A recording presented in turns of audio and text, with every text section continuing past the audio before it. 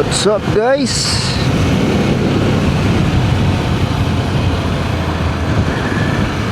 Another day, another vlog.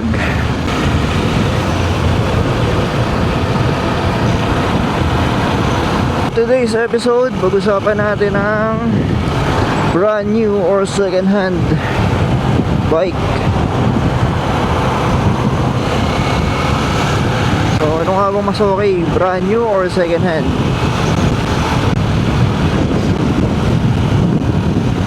Well, from my personal experience, marami na tayong naging bike mapa brand new or mapa second hand. Kaya feeling ko meron na akong may kakayahan na ako makapagsabi or makapag-suggest ko na talagang okay. So ayun, umpisahan natin sa brand new. Ano nga ba yung mga kagandahan pag brand new? Kagandahan ng brand new, syempre ikaw yung unang may-ari. Tapos sure ka na may warranty. Fresh na fresh yung bike, walang sira. May tawag dito, peace of mind ka na ibiyahe-biyahe ng malayo. Tapos syempre yung feeling ng achievement, fulfillment pag nilabas mo sa kasa yung bike. Syempre yun yung isa sa mga masarap sa pakiramdam ng pinapangarap mong big bike. So yun yung mga kagandahan pag brand new yung binili mo. Ano naman yung pangit doon pag brand new yung binili mo? Pangit lang yung brand new kapag mahilig ka magpalit-palit or mahilig ka magbenta. Kasi ayun, lalo yung mga tao ngayon, grabe pag bumili ng brand new agad-agad, tapos pag binenta nila hindi pa nila nasusulit binibenta na agad o kaya yung iba hindi naman nagagamit masyado, binibenta agad. Katulad ditong bike ko, nabili ko to sa second hand, very fresh nung Odo, 4,000 lang. Tapos 3 years old lang, 2 years old. So fresh na fresh. So yun naman yung yun yung pangit nun. Kung ikaw ay bumili ng brand new, tapos mahilig ka magbenta-benta, or mahilig ka manawa sa motor, or mabilis ka manawa sa motor, ayun,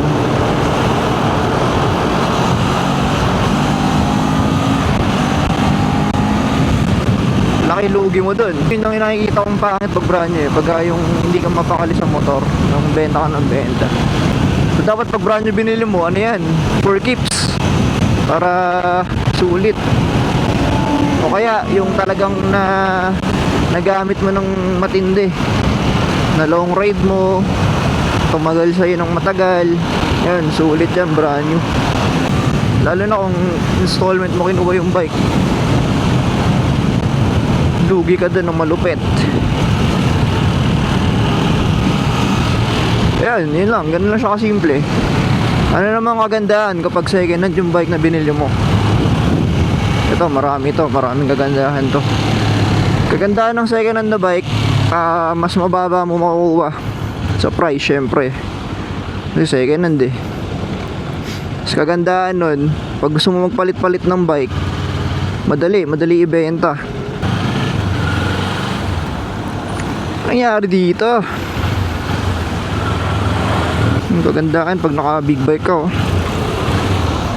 So ayan guys, ano kagandahan pag second hand? Ayun, hindi ka malulugi sa depreciating value kasi mababa mo na siya nabili. Maganda nun, pag gusto mo ibenta, madali, hindi ka malulugi ng sobra kahit magpalit-palit ka. Ano pa kagandahan? Makakapili ka kung anong gusto mo. Pwede ka kunwari pag bumili ka nito, hindi mo nagustuhan, benta mo, bili ka ulit ng iba pa. So ganun siya pag second hand, madali ka makapagpalit-palit.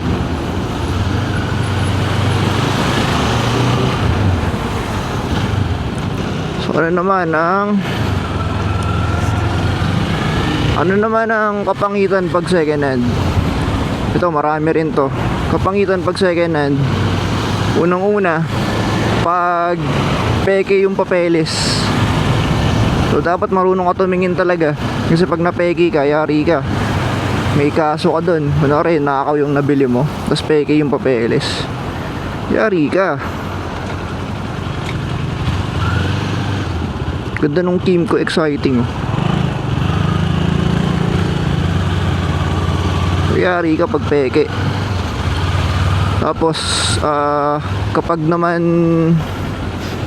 tawag dito, sira yung unit na nabili mo, yun, masakit sa ulo yun. Pare may defective, or kaya may yung hindi nasabi na issue, undeclared issue yung bike na nabili mo, tapos malala yung tama, yari ka dun. Sakit sa ulo yan. Ano pa, medyo mahirap magpa-change name. Hindi naman mahirap, kumbaga uubos talaga ng oras mo pag nagpa-change name ka pag second hand. So ano pa, I think yun lang yung kahirapan pag second hand bibili mong bike. So yun, payo ko sa inyo, pag bibili kayo second hand bike, kailangan may kakilala kayo na marunong tumingin ng papel, ng motor. Kailangan ma-check nyo mabuti. So ayun, ano nga ba maganda, brand new or second hand? So kung ikaw first timer mo, suggestion ko sa iyo, wag brand new ka muna. Kaya lang 100% of the time ipupusta ko, ibebenta mo rin yan pagtagal. Kunwari bumili ka ng ganitong bike, tapos na-realize mo na hindi tama sa'yo, so feeling ko talaga mabebenta mo yan. Katulad na nangyari sa karamihan ng mga rider. Most of them, di naman lahat, pero yun, yung mga unang bikes nila, matik yun, nabibenta talaga. Lalo pag newbie. Pero kung ayaw mo ng sakit ng ulo, yung gusto mo magagamit mo talaga pang matagalan, brand new talaga. Hindi ko naman sinabing pag second hand, hindi mo magagamit ng mga tagalan, no? Kumbaga, yun lang, para sa mga newbie riders, para ma-enjoy nyo yung riding life nyo. Hindi kayo puro sa talyer, hindi kayo lagi nasa pagawaan. Brand new talaga, mag-brand new talaga kayo, para wala na kayong isipin, may warranty pa, di ba? So yun naman, kapag naman ikaw medyo sanay-sanay na at alam mo sa sarili mo na madali ka manawa, second hand ka. May mga may mga tips lang ako pag bibili ka ng second hand. Una, ayun, syempre kailangan marunong ka tumingin ng papel. Pangalawa, pag bibili ka ng second hand, maganda, low odo, mababa yung milyahe, yung halos fresh pa. Tapos halos halos latest model pa, kunwari 2026. Pag bibili ka mga around 2023 and up, yun, medyo realistic yun na low odo. Medyo mahirap na rin kasi bumili nung nung mataas na yung year model, tapos mababa yung odo. Medyo nakakapag na yun Hindi naman sa lahat, no, pero medyo nakakaalangan na yun bumili, kasi baka mamaya ayun, dinaya na yung odo. Pero hindi naman lahat. Pinakamaganda niyan, ng pinakamakuha nyo, yung mga below 5,000. Okay pa rin naman yung below 10,000, pero kasi pag medyo nasa 10,000 na, medyo palitin na yung medyo palitin na yung coolant, palitin na yung spark plug, palitin na yung gulong.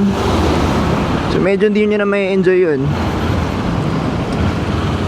So maganda, bibili kayo, nasa 5,000. Yun, para ma-enjoy nyo. Katulad nito, below 4K ko siya nakuha.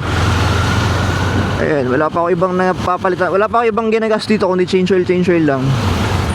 Nagkaroon tayo ng mga previous bike, ang dami ko napalitan. Kumuha ako ng dati, nasa 15,000 yung odo, pinalitan yung fork seal, pinalitan yung basta madami.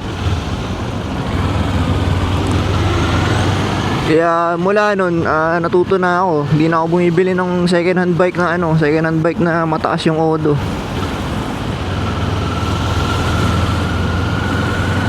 Sakit sa ulo pag lagi ka sa paggawaan. Imbis na newbie rider ka, imbis na mag-enjoy ka sa riding life mo, riding journey mo, tatamarin ka kasi laging ginagawa yung motor mo. Tas gastos. Magastos na yung big bike, tas pag nadali ka pa ng may sirang big bike, mas magastos yun. Maganda pag bibili kayo, siguraduhin yung low odo. na latest model. Tapos yun nga, magsama kayo ng ano, sanay tumingin ng papel, saka sanay tumingin ng motor, condition ng bike. Yun ang pinakamaganda.